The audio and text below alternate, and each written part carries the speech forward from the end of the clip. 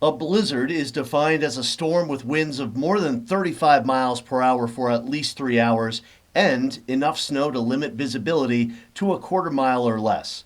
Well, how about 24 to 48 hours of these conditions and twice in about a week?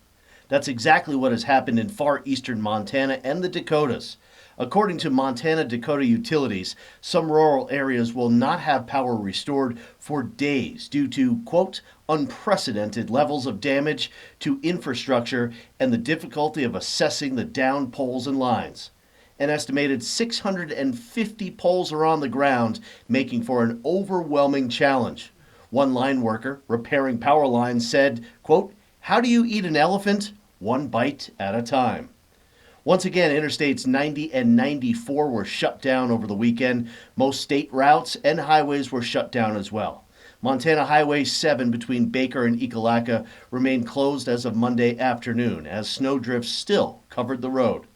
Twice in over a week, more than a foot of snow fell in parts of eastern Montana. This most recent storm had stronger wind but somewhat lesser snow than the previous blizzard.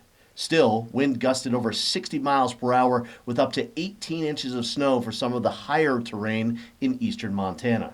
North Dakota fared worse once again, with some areas seeing nearly 60 inches between the two storms.